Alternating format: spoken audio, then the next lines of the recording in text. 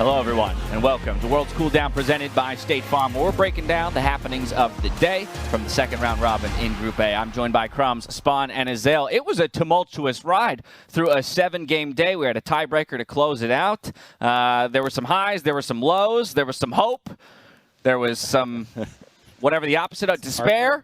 Is that the opposite of hope? Despair? There was some of that. Yeah, pain as well. Pain comes along with despair. Let's take a look at the standings for Group A and see how things shook out by the end of the day. It is G2 and Suning that are advancing. Suning, though, taking the top spot after that tiebreaker. TL, unfortunately, hearts broken at 3-3, not afforded that opportunity for a tiebreaker of their own. Machi eliminated at 1-5. In the top lane carry meta, the bin top laner of Suning just absolutely popped off today. The proto, Omnistone Camille, I think, was the standout for me. Everyone talks about grass, but the proto Omnistone, so hard to remember. That summoner choice proved to be really exciting to see in Camille because nobody else had done that before. And I think when you had a look at this group, right, it was way closer than people expected coming into today. People had kind of written off the fact that this group should be done and dusted. But what we saw in the end was kind of the horse race take off. Team Liquid come back and play some terrific League of Legends. But Suning kind of elevate their game. And as Crumbs was kind of saying that, you know, scrappy, typical LPL style around the carry top laner, around some unorthodox picks and ways to play the game did prove to be a little bit too much. But I think that, you know, this was certainly one of those groups that people slept on a little bit. And I think was proved that the competition was much closer than initially expected.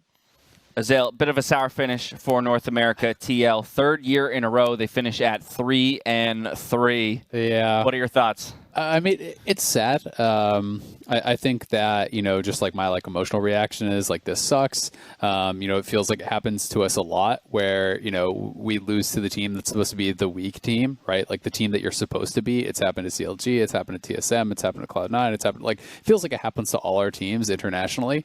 What I will say, like, more looking at it more from like kind of like my analysis hat on, is that I actually think that TL exceeded my expectations. I think that they should be pretty proud of their run, you know, given the fact that I would say these are two of the top 5 teams that people had power ranked in the tournament with G2 and Suning.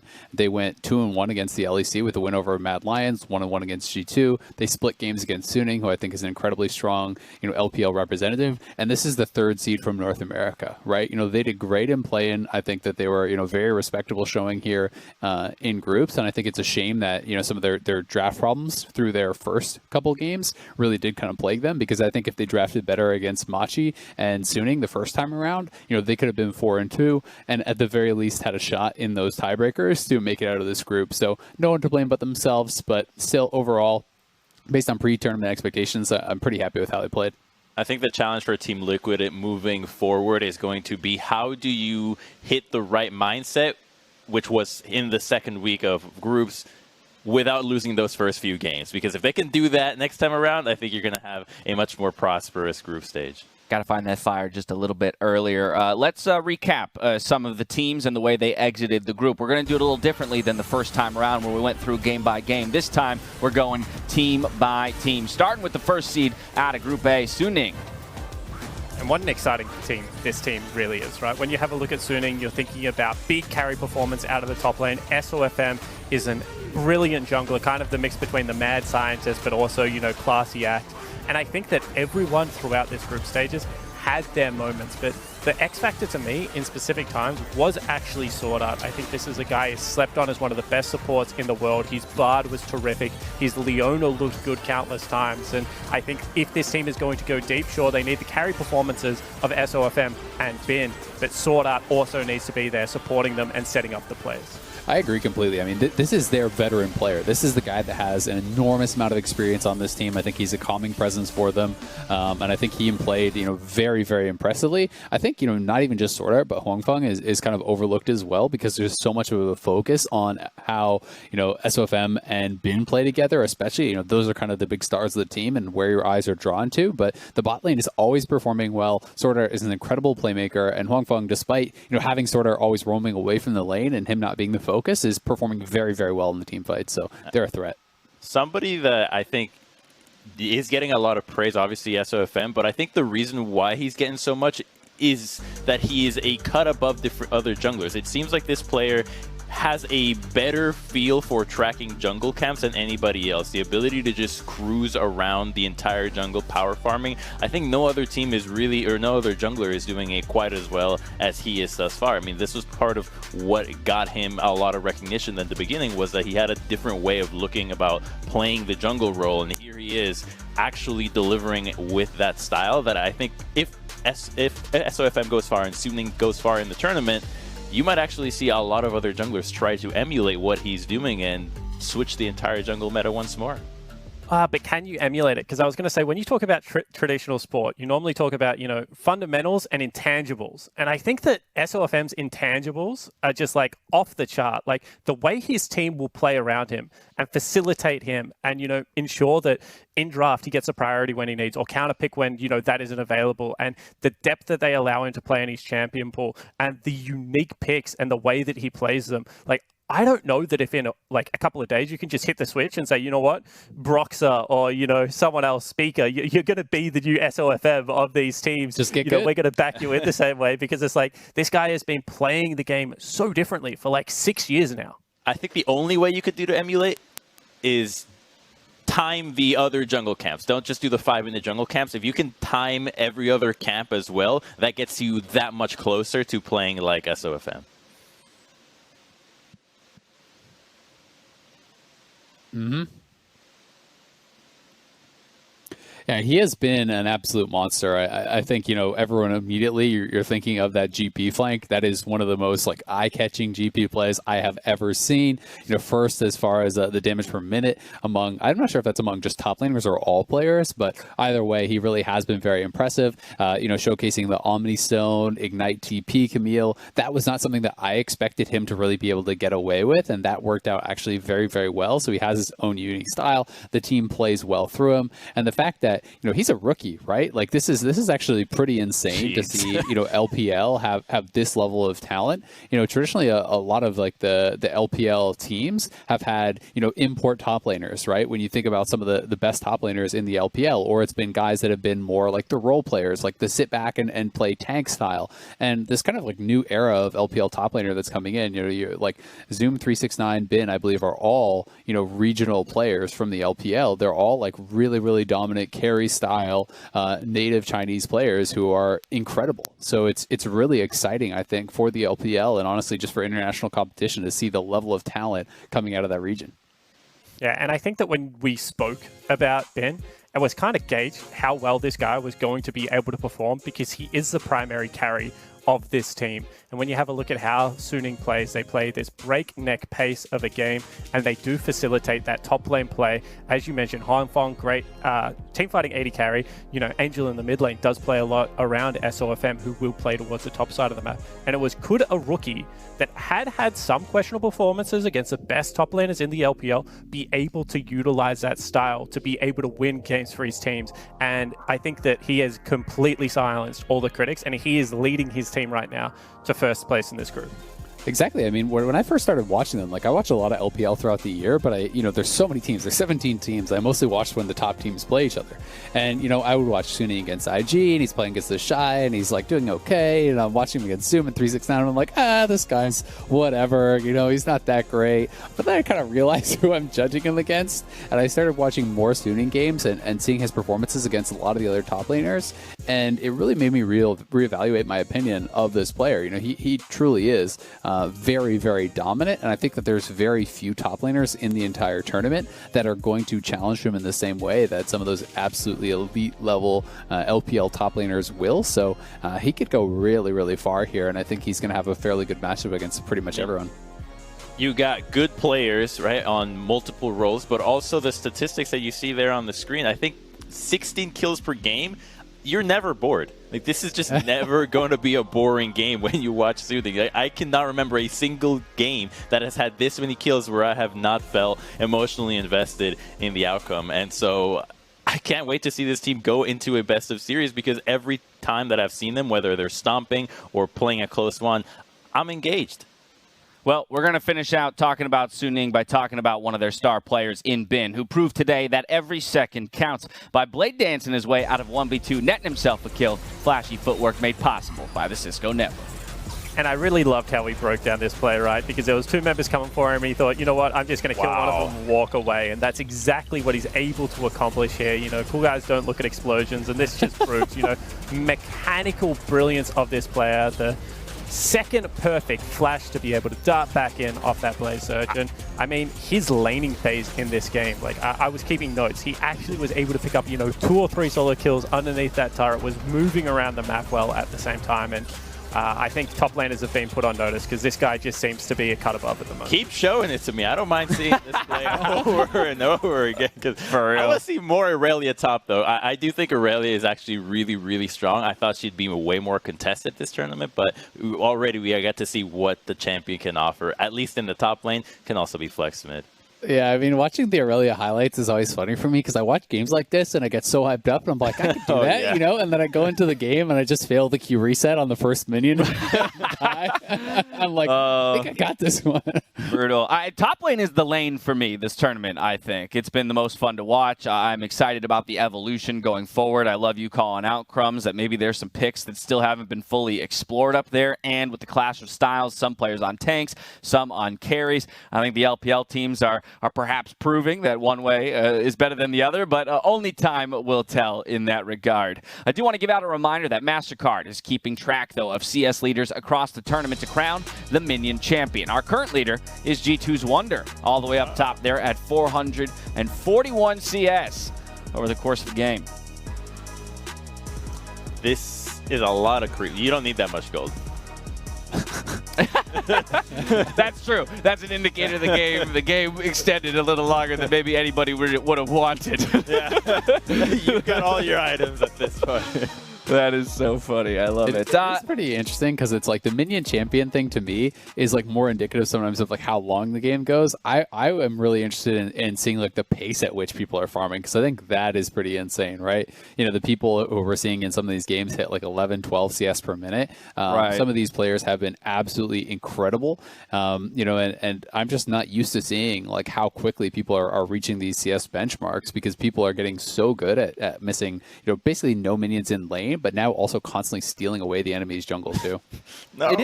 It is at least interesting to me that there is an array of roles in which occupy this leaderboard. It's not all bot laners. It's not all top laners or mid laners. And so to me, that kind of at sometimes points to, you know, the way that each team might index into different carries. Of course, you do have 2 G2 members up there, 2 Machi players, plenty of groups left to come our way. So I'm sure we'll have some more shuffling going on in that Minion champion leaderboard. Now, if you watch a new champion take the lead, you can win a drop. So keep watching on watch.lalesports.com to make sure you have all of those opportunities to pick up that sweet, sweet loot. Next up, we're talking G2 of the LEC. They squeaked out in position number 2. I'm sure they would have liked that 1 seed because it sounds like seed 2 in this tournament is going to be scary, but they still managed to make it happen. Yeah, and I mean, G2 is one of those teams that they have such high highs. The quality of gameplay that this team can bring on any given day, especially with their flexibility within draft and how they are able to attack you on Summoner's Rift through multiple roles, makes this team a nightmare, honestly, for any Seed 1 team to now pick up because they are still considered one of the top 4 favorites in my eyes to be able to take this tournament. But we also saw kind of the flip side of G2 today, and that is when this team is over-aggressive, diving in between turrets, that they can be punished by a well-coordinated team that is on point. And I think that is what we saw in the back-to-back Suning victory. So I do think that G2 has to temper some of that aggression. They need to channel it into some more calculated plays. But at the end of the day, you know, when it works, it looks just so damn good. They blow you out of the water so quickly. I mean, they play really on that knife's edge, but as you said, I think it's about finding the calculated aggression. The first Suning game to me was the most egregious one, you know, with the bot lane going, I don't even know what it was, like both 0-4, both 0-5 around there pretty early on, you know, going for this mid lane tower dive when you're monstrously behind, Kalista ulting in a Senna. Like, those are the types of plays that they're just not going to be able to get away with against some of this top level competition, because I do agree that they still have those incredibly high highs, but they have got to clean it up because they are going to go up against some incredibly tough competition. You know, you're the 2nd seed. There's a high chance of drawing probably Dom 1 or top based on current level of performance. And those teams have looked even a cut above Suning. So they have really got to step it up and play their absolute best games if they want to be able to take down a team of that caliber. I mean, the good news is that I think that the best of ones is the hardest part for G2. Going into a best of series, they've shown that they can have mental resilience unlike any other team. So I do think that even in these top matchups, they probably have the mindset that if we're going to go all the way back to finals, it doesn't matter who we have to overcome, whether it's down one or top esports. So I do think that this team is only going to get better, and that they got out of groups is already where they just needed to be. Yeah, without a doubt, one of the most resilient teams. Let's hone in on a couple key players for this squad. We're going right back to the top lane. No wonder he might be the best defense the West has up there in the top lane against the heat that the East is bringing. I think he is the best Western top laner, bar none. This guy is really, really good. He has an incredible amount of flexibility. He can play weak side. He can play strong side. He can counterpick, blind pick. He can basically do it all for you. And I think he's one of the only Western top laners that has consistently been able to perform at that level against the very best around the world for quite a few years now. So I do think he is the best chance the West has to stand up against some of these monstrous LPL and LCK top laners that you're going to be facing in these knockout rounds. Yeah, and I think it is that flexibility and versatility that he is going to have to lean on, because that's what makes G2 a dangerous team, right? This guy tweets out that, he's the best Silas on the team over Caps. He has some Shen games in there that any tank top laner would be jealous of. I think that you have to be able to throw multiple looks at this guy if you are an opposing team in a best of 5. And I think that this is just a very dangerous player when he's in form. When you were talking about him tweeting, I thought you were going to say he tweets out that he's the best WoW player, because I feel like I see a lot of those tweets from him. No, the best WoW player is on the screen right now, my friend.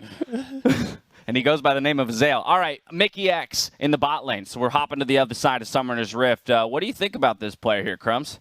Okay, well, first off, I duo with a friend that plays Senna support, and the fact that Mickey played Senna support and ran it down with it really helps my duo out a ton. So now we can pass that. So I think Mickey is a really impressive player for G2, but the drafting around him has not really allowed him, at least today, to shine, to be a playmaker so much. A lot of it was Tom Kench, the Senna, so I think it's the same formula that worked for Team Liquid in the second half, which was just put these playmaking supports that have gotten you so far back on the champions that allow them to find you the opportunities to win the fights before the enemy engages on you. So if we go back to that Mickey, and in a best of series, you're going to get a few games of that, I think he's going to look much better. Yeah, and I think that his performance the first time around when they were playing Suning and they were able to pick up that late game victory was largely, credited to how well he was able to play the Bard in those team fight scenarios. So this is definitely another one of those pop-off players. I mean, G2 just have 5 of them, so it's very easy to go top to bottom and say, they're dynamic and versatile. But I do agree with Crumbs that this guy does appear to need to have an aggressive look. Even thinking about his Tom Kench performance, like he was just eating people on Machi and like completely dominating the laning phase, right? So I think that, he's playing at his best when he is unlocked on the map. I think that Perks does mean that he has to play a slightly more backseat when Mickey is playing that way. But I certainly think, playmakers abound right now for G2 in the best of 5s. Again, bringing it close to G2's group stage. They do come out as the 2nd seed. We'll take a look at some of their team statistics. A reminder to everybody that on these graphics, those rankings there that you see in parentheses are only among groups teams. So that's across all 16 of our groups teams where they rank within the bunch. I mean, obviously a very active team, very high combined kills per minute. They are a team that I think does have a very strong early game, kind of represented in some of those stats there. G2, I think, is going to be really exciting, and I'm just kind of interested to see what they're going to change going forward, if their drafts are going to look different going into the knockout rounds, or if they have any sort of a different take or preparation on how to approach some of these real monsters from the other groups. Yeah, well, I'm certain they would have appreciated coming out as the 1st seed. I do feel, personally, that G2, of all teams that might come out in 2nd, is one of them that is most liable to upset a 1 seed, regardless of who they get paired against. And, I mean, they could get someone from Group C, right? And I would actually think that they would be probably pretty favorably looked at against almost anyone who could come out of Group C. Everyone is talking about Dom1 and Top because those are the real terrors, and I would put JGG probably in that bucket too. But I think everyone from Group C is pretty manageable, at least from what they've shown thus far for G2. All right, well, to get a word from a member on the team themselves, let's hear from Lore, who caught up with G2's Caps. And thank you very much, Dash. Lore here, joined by Caps. After last game against Sunning, Caps, I want to know, everything didn't go your way today, although you still make it out of groups. How do you explain the last 2 games against Sunning? Yeah, I mean, the last 2 games didn't go that well. I feel like we were, be honest, is like not playing that great. I feels like we, I think both games we actually got ahead early levels, but then we kind of just threw it. We took like some bad fights. So yeah, I'm not really sure what went wrong exactly. Okay, tell me more about Suning, because it's a rookie team here at Worlds, and except the support, we didn't know the players before they came here. So what is your take on Suning as a team as they move forward to the knockout series? So I think Suning is a really strong team. I mean, obviously the LPL team, right? Usually LPL does really well. I mean, I'm just kind of like sad that we lost. Obviously, we lose first seed, but also just like it feels kind of bad, like denying TL the chance of making it out. I think, I mean, at the end of the day, Suning played really well these 2 games, but I also think we did a lot of mistakes that were kind of weird. Okay, I think now is the best time to just focus on those mistakes and things you can improve on coming in series. So talk me about G2's inconsistency, because that's been a word that's been used a lot when it comes to G2 at Worlds this year. So tell me what you guys need to work on to come in ready next week. So I mean, I think we've been talking a bit about it, but like the meta at Worlds and like a lot of the, especially Eastern teams, was very different than the EU meta. So we were not prepared for it. But now that we had like a few weeks of scrims, I feel like we were getting more comfortable in this kind of environment. But yes, obviously today we can see we still need some work. I'm just really grateful that we managed to make it out of groups, so that we at least have 1 more week to practice, and hopefully next week we will show up like a contender and not just like barely making out of groups. Yeah, I can't wait to see you guys in best of 5 series. But I mean, you know how Worlds go usually. You have this meta that is very specific to group stage, and then things tend to evolve a bit when it comes to a knockout series. So do you have any expectations on new picks that could show up next week when you will play best of 5? I mean, so there's always like, yeah, different things that can show up, especially when it comes to like certain matchups. Certain champions might be better or worse. But I think more than anything, it's just hard to predict before we actually know who we play against. And obviously, I don't want to give away too much information either. But sure. There will probably be some new things showing up. All right, understandable. You keep your secrets, but okay. When it comes to opponents, you know what this means, the fact that you got 2nd seed. You're most likely to face teams like Damwon, maybe Top Esports, or the 1st seed in Group C. Any first impression when you think about those teams that you will have to face? I mean, all these teams are strong, but I think we knew that coming into Worlds, and we want to go all the way, so... sure, we might get harder quarters, but at the end of the day, semis and final will probably always be difficult. So, yeah, I mean, it doesn't make the biggest difference. As I mentioned before, the thing that feels worse for me is just like they're knocking out Liquid in a way, right? And also Broxer. So, I'm sorry for that, and I hope that we will show up regardless if we play against Top or whoever we play against in I gotta say, Caps, it's very appreciated that you would take the time to think about the Liquids fan and the team when you just lost a game and also qualified. So thank you very much for that. And also thank you very much for the interview. I wish you good luck in the knockout series. Thank you. And back to you, Dash. Thank you so much, Laura. Thank you to Caps. I will echo the sentiment that Laura shared there. I appreciate the kind words from Caps and the fact that he is already thinking about the NA brethren there united in rivalry. But I will say this as an NA representative, Caps, you have absolutely nothing to apologize for. Just go win the damn thing, all right? If you just go win it all, then you got nothing to apologize for. Azael? Yeah, I mean, I just thought it was really sweet. I think it's really kind of touching that it does remind you that there are these huge rivalries, but, you know, these guys are often friends too, right? You know, Caps and Broxer played together on Fnatic, right? You know, that was during their time. So, you know, these guys obviously have friendships that transcend the game and transcends the regions and the rivalries. And I think that, you know, that's a good reminder of that. And, you know, he seemed genuinely very sad about, you know, not getting TL to have a chance. And it's like, that doesn't affect your tournament. That doesn't affect, you know, how you do. And I just thought it was, you know, very, very telling of you know, how nice of a guy he is, that he seemed more concerned about costing TL a chance at a tiebreaker than he was about costing himself for a seed. So I just thought that was very cool. Spawn? Because that does mean there is another LPL team that's now still in the mix. And all I'm saying is they don't seem to have the best track record against LPL teams in the best of 5. So as NA fans, I love that you guys are taking this at face value, but maybe there is something a little bit more. Another LPL team going from the tournament could be good things for G2. The Caps stock is rising. Yeah, that's true. It's funny that you have players that are sentimental about their friendships and all of the people they've met along the way, and then you've got other players that are just like, no, CS, gold, jungle Caps. That's it. Yeah.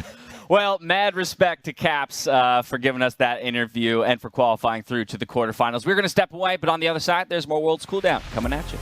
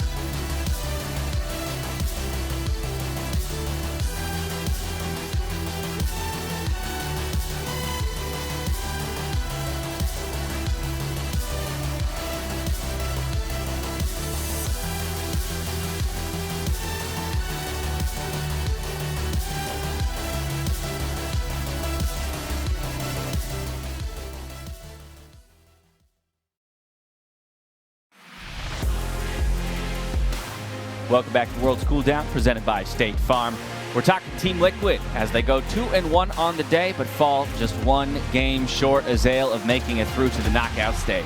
It's heartbreaking, man. This time it was kind of the inverse of the NA curse. You know, we had a great week too. It felt like TL really ramped up. Actually, were able to adapt. And you know, traditionally in the past, it has always felt like the only NA team to be able to actually adapt to the meta at Worlds and fix their picks and fix their issues has been Cloud9. And this time, TL I think did an incredible job of that. You know, when you look at how they played and their drafting in the first games, you know, against Machi and Suning compared to the second time around, I think they played it incredibly well. I think that the Malphite plus the set mid lane was really, really smart against this really kind of like low damage, mostly physical style team that Suning was drafting. I think they really got a big draft advantage and they played to their play style, and you know, as a result, they had an incredible showing against Suning. Yeah, and I think this is a team that kind of had to play against their tendencies slightly, right? When you have a look at how they want to play, they are a controlled, late game fight, heavy around objective style team. But we saw when they played at their best during this tournament, it was when they were going for level 1 invades, trying to support Broxah and trying to up the tempo of the game. And I really respect coaching staff and players that are willing to take that risk on the biggest stage. And I think it's something that isn't talked about all that much. There's a guy that's playing against his tendency. He's playing an up-tempo style, not a control style. And I think that they had a really great chance of being able to get out of this group in the end. Obviously they miss it by the game. It was out of their control after they lost to G2. They had to rely on another team's results, which obviously suck. But, hats off to everyone that's involved at Team Liquid because, you have to kind of respect the shot they took. And this is a team that didn't come in as like a first seed or a second seed. They had a stacked group because they did come through as North America's third seed. So to be able to go 3-3 in their group, I think is like an above par result for the North American third seed. Like that, maybe that's just my opinion on the rate of the meta, but they're against PCS1 as well, which is obviously LMS, and to be able to beat them out in the standings by a couple of games, I think that's a really great result for North America. I share the same sentiment you do with the coaching staff being able to make such a big turnaround, because in the regular season for Team Liquid, the times where they added little kinks in their draft, like the set mid or Malphite, like these kinds of picks that were not in the main rotation for the players, never really looked very good. But when push came to shove, when they realized, hey, we need to actually change the way we play now or else we're not going to have a chance, they were able to pull the trigger, switch things entirely, and actually have good games on it. I think was a really impressive thing that maybe gives the team some more confidence in their ability to change the way they play instead of sticking to a set style. Yeah, 9th place in spring in our regional split, all the way to a 3-3 record at Worlds Group Stage as the 3rd seed from North America. Spawn, let's talk about a few individuals. In particular, I want to focus on the bot lane, both of them, but let's start with Core JJ. Yeah, and I'm convinced this guy is just completely world-class, and if you put him on any top 4 team in the world, he would not look out of place. Core JJ is just that damn good. His versatility in this tournament as well, I think, was out of the world. I think the ability to be able to take him off lane bullies like Lux and, start blind picking things like set, hook it up with Callista in the bottom lane and be able to flip the script on what was the style historically, I just think is, insane. And whenever I hear comms from Core JJ, I think he's, a very intelligent, well thought out player. Everything I've heard about him behind the scenes is that he's the best teammate possible.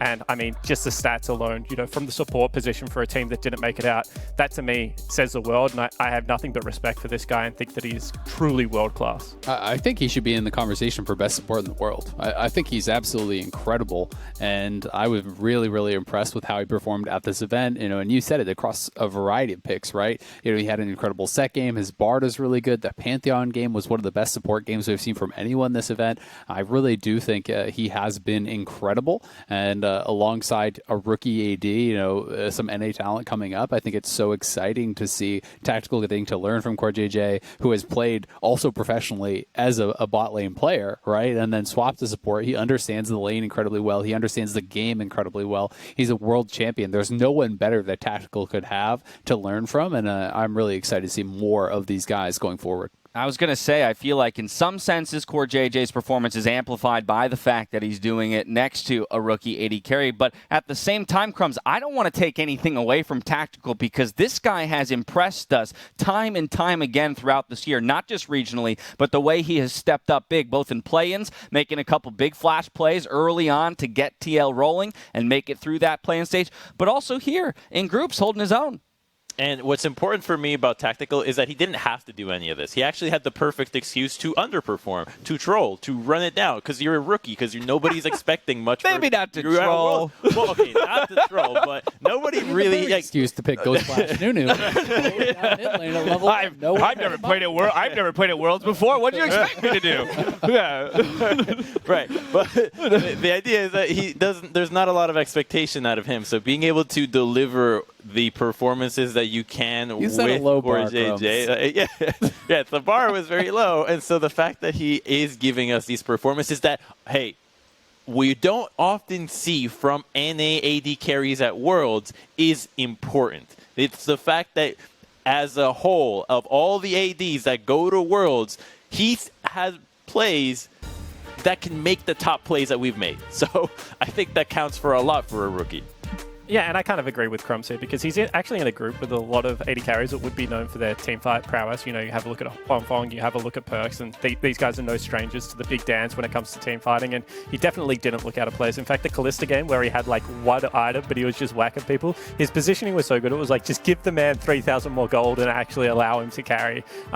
So I think, you know, he's certainly a bright future, and as the LCS continues to evolve, young, budding superstar players in carry roles are going to be so important for the region and championed well by Tactical down there in the bottom lane for Team Liquid. Well, as we sunset Team Liquid in this World Championship, today's State Farm assist of the day does go to Core JJ for his aggressive Pantheon plays versus Machi.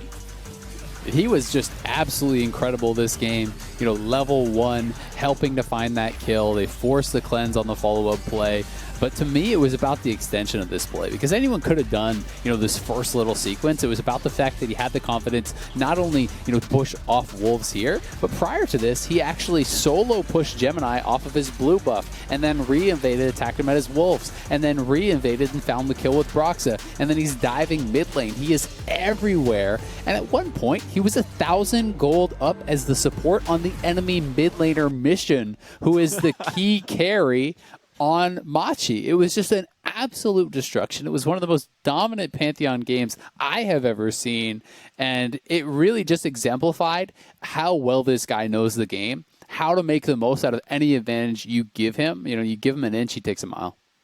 And that was first time Pantheon, by the way, I believe. Like, I don't think he's actually locked it in before. Like, correct me if I'm wrong. I did this quick stat check before I made the comment, but I don't think he's played the pick. And all I'm saying is, solo queue players, take note. When you first time champions in my game, play like Core JJ. Like, stop doing the crumbs and just, you know, maybe have a carry performance for once every now and again.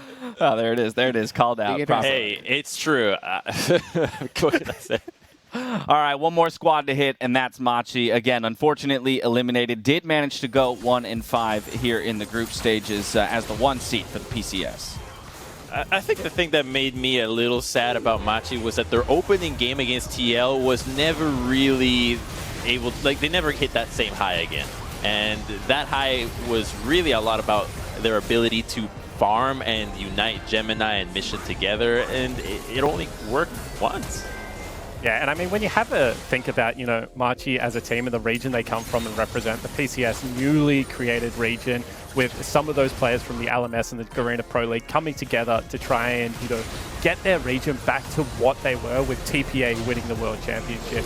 And you have a look at the gusto these guys play the game with, and they play a conflicting style. I really do want to stress that League of Legends at the moment does seem to be about playing 3 lanes, getting as much farm as you can onto your carries. You saw Wonder's farm numbers, but this is a team that will early group around objectives and try and force you to play their style. And I think that they had moments within this tournament that Crumbs is talking about, where they caught people off guard. You know, that 12 or 13 CS per minute game for Mission certainly springs to mind, but I just think that they're playing a conflicting style in what does seem to be an uphill battle right now, and they just fell short of that mark a couple of times. Yeah, I mean, you know, they were the weakest team in this group, but I would give them a little bit more credit than just saying they only had that one game against TL, because, I mean, their first game against Suning, they were able to, you know, kill off top lane a bunch of times in a row. They were competitive in that game. Yes, they did lose it. You know, against G2, they fell way behind, but they were able to kind of scrape back in and make it competitive. You know, I think that they had some glimpses of what this team could be. I do think, though, that, you know, despite some really strong performances from some players, I think Mission and Bruce, you know, stood out to me. I think PK was pretty heavily outclassed in a group with some very experienced, you know, top laners like Wonder and Impact, and a dominant rookie like Bin. And I think that, you know, given some improvements, they're not that far off, right? You know, I think this team was actually more competitive than I was expecting in a lot of ways. Yeah, I think if you roll the patch back a couple of times, because I thought Gemini actually was pretty rough this tournament as well, but then you have a look at what he's trying to do. He's playing Volibear, Lee Sin, gank-heavy style junglers, because obviously that's what the team is like about. And I'm sure if he all of a sudden swapped to playing farm-heavy Nidalee stuff, would be like, just play your old champions, you know, go back to playing your style, which is why I appreciate the way that they played the game. But I do think this team got hit by patch pretty hard.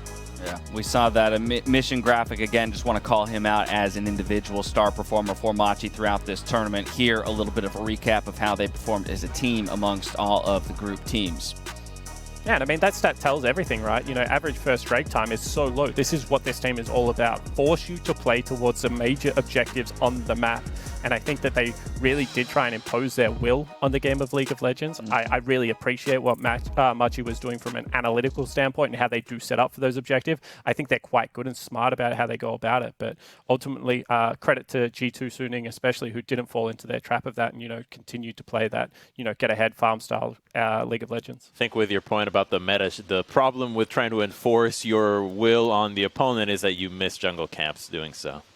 Alrighty, well, today's Was Asleep, Didn't Watch is going to Azael. Azael's going to give us his 1-minute summary on the importance of the level 1. Azael, it's your time to shine, baby. Well, as we saw today, the game is so much about early aggression. We saw so many teams deciding games at level 1. There was pre-planned strategies, pre-planned drafts where you have really strong level 1s revolving not only around champions like Lilia, that we've seen a lot, but also around Graves, around Set, around some of these champions that really can dominate, even the Pantheon Senna game from TL. And we have seen teams, with this calculated aggression, if you have a jungle advantage, you can fairly safely invade. And if your execution is there, you can get game-winning advantages. Almost every time, it felt like when there were these level 1 fights, the team that won the fight was the team that then went on to extend their advantage and take the game. So I will say, for teams going forward in these coming days, you have got to pre-plan your level 1s. You must have either a strong defensive stance where you can prevent and ward out these invades if you want to avoid them,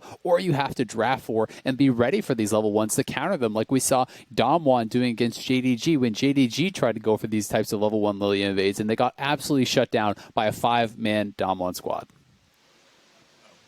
I mean, I completely agree. I'm dying inside here, Dash. You remember at the start of the year, we made a whole segment about the importance of level 1s. Yes, we all did. Year long, we were saying, yes, we did. When we go to Worlds, we're going to face level 1s. We have to be ready. Run it back. Run it back. Run the segment back. And it's kind of funny, right? Because level 1s historically have kind of been treated like a dirty word. It's like, they cheese their way to a victory. Like they dared to kill us at level 1. Like, why are they doing these things? It's like, well, the game starts as soon as you walk. I was going to say, I never understood that. Why a play made within the first 2 minutes is cheese, and then as soon as it becomes 201, it's legal? Like, what's going on there? there? A remake over here. Like, they're in our jungle for some reason. We can't figure out what's going on. But I do really credit and the creativity, because it's not like I like the points around like the Lilia and the Raptor camps, but we've also seen just like 3 random people show up in top lane level 1. And like the top laner just walks around the wall to see like whether it's going to be a leash top, and then they just die as well. Like, I really do think that it is one of the more underutilized, and I'm a big fan of set plays. And I don't know what your guys' thought of this is, but if there is just something you can send your team into the game to do, level 1, this is your job. I think it gets great alignment and gets 5 players on the same page, and that's half of League of Legends. So I think that is like an underutilized tool to like build momentum throughout the game, because if you get it right from the get-go, even if you don't get that kill, if you just get some form of small advantage, it starts that snowball of playing the team game well. Not only getting you on the right page, but there is a good chance that you throw the enemy for a curveball. If they're not expecting it, you can split the map and suddenly the game is over within the first 3 minutes, like we saw Suning against Team Liquid, I believe it was 2 days ago, where the Nidalee Draven just zoned Twitch off from the first wave. So a level 1 play can just win you the game right there. You also hear so many coaches like complaining about how they don't have enough effect in the game, right? It's up to the players. The level 1 is like the only part of the game the coach can truly dictate and truly control. So if you want to have more of an impact on the outcome of the game, that's your time. Well, continuing on this line of, prep, planning, strategy, I want to look forward to tomorrow's set of games. We're going to Group B. First, let's get a refresher of the standings. You got Damwon up there, 3-0, undefeated, still JD right behind them, 2-1, 1-2 Rogue, and PSG Talon still hunting for that first victory. Again, this is one of the groups that I feel like, the world at large expects Damwon JD coming out at the end of tomorrow. Yeah, and I think that a lot of people would be expecting that, and Damwon looks to be maybe the best team in the world right now, especially behind their jungler Canyon, who, if you just watch Worlds year to year, has seen such a sharp intake of improvement. Listening to the LCK commentators, they really do credit Split 2 to being able to do that. However, I'm looking for Rogue to play spoiler. I'm getting in a little bit of trouble because people are saying I'm memeing it too much, but I think that this team is kind of doing what Machi did, where they're setting Finn up for success in picks that we haven't seen. Malphite as as well as the Gangplank, that allows them to actually play the style that they played within the LEC. And if they can play spoiler in this group, remember, they only have to upset one team, kind of similar to what Team Liquid was able to do today to force tiebreakers. And no one wants to be playing tiebreakers against an unorthodox team. So, you know, I still have hopes that this group could get spicy as the day progresses. I mean, I think it's going to be spicy no matter what, because my eyes are on that last game of the day. I think even if everything goes to chalk, you know, very well, you can have tiebreakers forced by that JDG and Damwon rematch. And Damwon dismantled JDG through their preparation, I think, the first time around. And I do not expect the game to look the same way in a rematch. And that could be an incredibly exciting set of games. Right, even if it isn't... Oh, sorry, Crumbs, go ahead.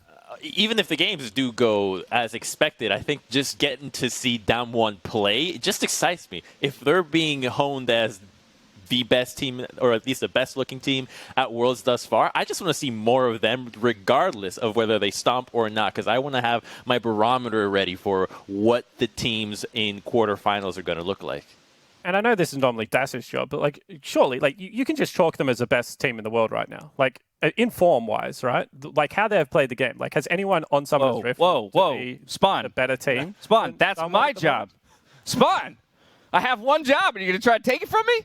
No, but I like the question, and I think it should be talked about, especially when we look at tomorrow's schedule. Based on everything you guys are saying, not only that last game that you talked about, Azale, whether it's a battle for the second seed and getting out between maybe Rogue and JD, or a battle for the first seed between Damwon and JD Gaming. I'm looking at games 2, 3, and 6. Rogue versus JD, Rogue versus Damwon, and then JD versus Damwon to close it out.